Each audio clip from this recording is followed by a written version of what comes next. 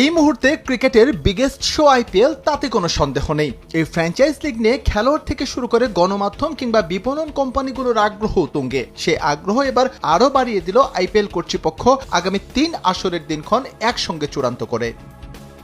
14 March পর্দা উঠবে 2025 আইপিএলের। 2 মাসের বেশি সময় ধরে চলা মেগা এই টুর্নামেন্টের ফাইনাল অনুষ্ঠিত হবে 25 মে। এছাড়াও 2026 এবং 2027 আইপিএলেরও দিনক্ষণ চূড়ান্ত করেছে বিসিসিআই। 2-1 দিন এদিক সেদিক করে পরের দুটো আসরও মাঠে গড়াবে মার্চ থেকে মে মাসের মধ্যেই।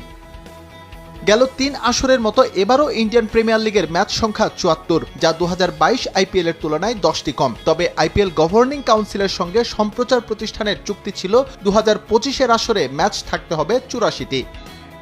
বেশ উচ্চ মূল্যে আইপিএল এর মিডিয়া রাইটস বিক্রি করে থাকে বিসিসিআই। ম্যাচ সংখ্যা কম হওয়ায় দুপক্ষের মাঝে সমঝোতা কিভাবে হবে তা নিশ্চিত নয়। যেমন পরিষ্কার করা হয়নি সামনের 2 আসর নিয়েও, কারণ 2025-এর মতো 2026-এও আইপিএল ম্যাচ সংখ্যা 84টি হওয়ার চুক্তি মিডিয়া রাইটস প্রতিষ্ঠানের সঙ্গে। আর 2027 সালে আইপিএল ম্যাচ সংখ্যা হওয়ার কথা সর্বোচ্চ 94টি।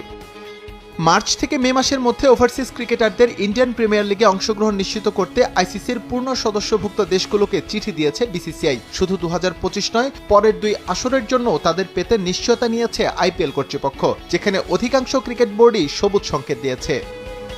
তবে 2025 নিয়ে কোনো ঝামেলা না থাকলেও 2026 আইপিএল চলাকালীন কিছুটা ব্যস্ততা থাকবে অস্ট্রেলিয়ান ক্রিকেটারদের। সেগুলো শেষ করে খেলোয়াড়রা আইপিএলে অংশ নিতে পারবে বলে জানিয়েছে ক্রিকেট অস্ট্রেলিয়া। ইংল্যান্ডের কেন্দ্রীয় চুক্তিতে থাকা 18 ক্রিকেটার পেতে কোনো সমস্যা হবে না বলে জানিয়েছে ইসিবি। তবে আসছে আসরে পাওয়া যাবে না ইংলিশদের টেস্ট অধিনায়ক বেন স্টোকসকে।